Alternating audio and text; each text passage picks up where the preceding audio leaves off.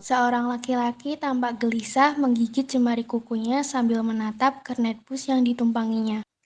Posisinya yang begitu mencolok karena duduk tengah-tengah barisan akhir membuat siapa saja yang melihatnya pasti akan menaruh curiga. Tanpa berkata, laki-laki itu segera berdiri dan menghampiri pintu keluar bus. Tak tahu apa yang sedang diresahkannya hingga niatnya untuk melompat turun dapat dengan jelas kulihat. Aku menarik ujung jaket lelaki itu hingga dia menoleh lantas bertanya, Ada apa?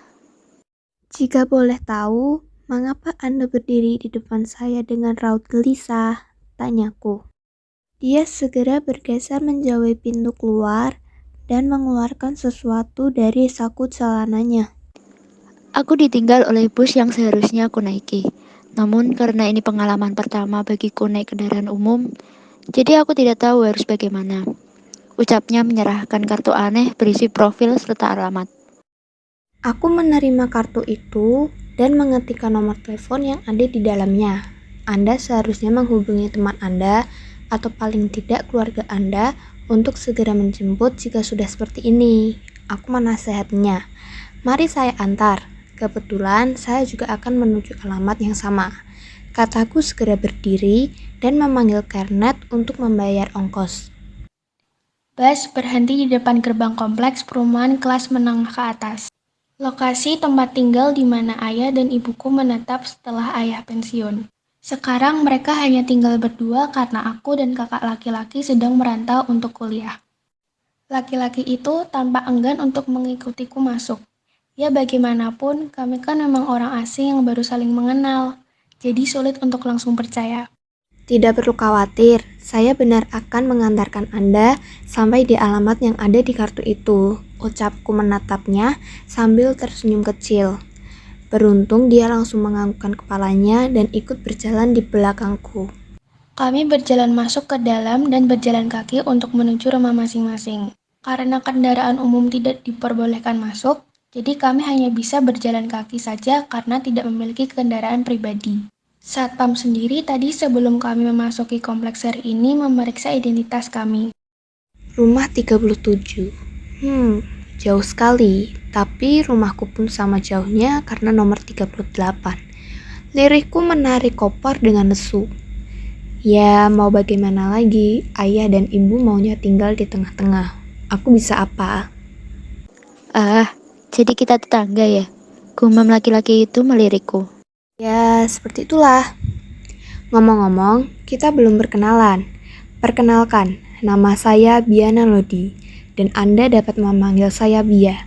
Jika boleh tahu, nama Anda siapa? Tanyaku mengulurkan tangan. Dia menyambut uluran tanganku dan memberitahu namanya. Saya Haris Madrian. Silahkan panggil senyaman Anda. Ucap laki-laki yang bernama Haris ini. Baiklah, saya akan memanggil Haris. Oh ya, saya sempat lupa. Saya ingin menanyakan hal ini tadi, namun lupa. Anda apa benar baru pertama kali menaiki bus umum?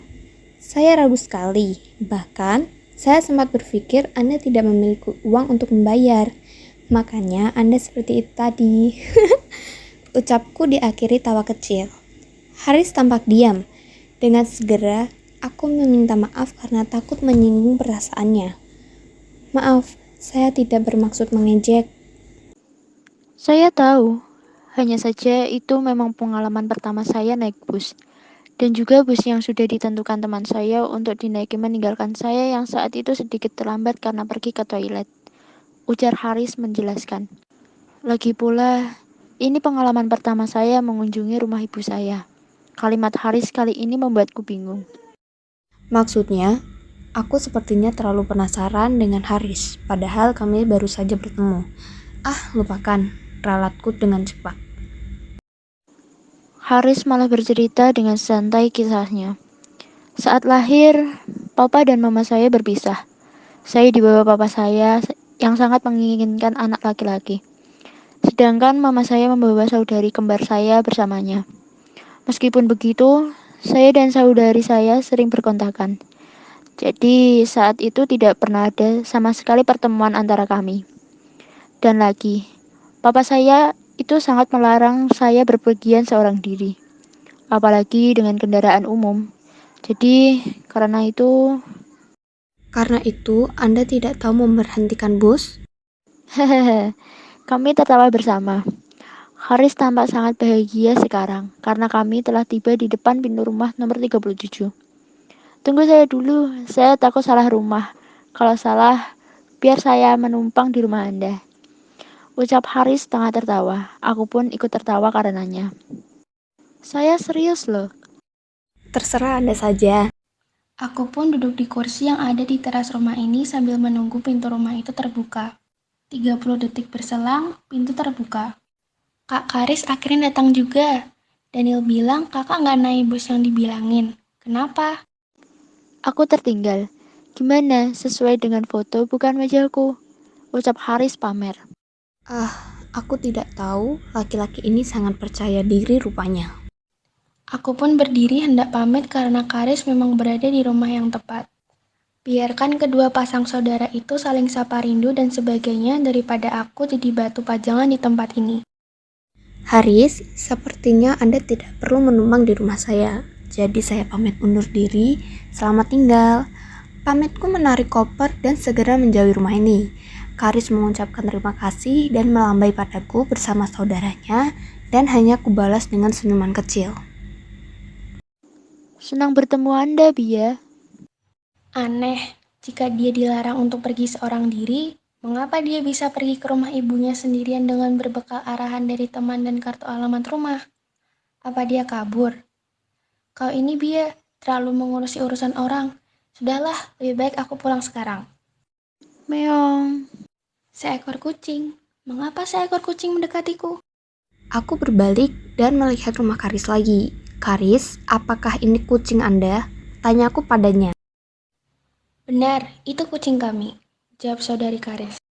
Aku kembali mendekati mereka dan menyerahkan kucing itu pada saudari Karis. Tapi masalahnya mengapa kucing ini tidak mau berpindah tangan? Sepertinya dia lebih menyukai Anda, Bia.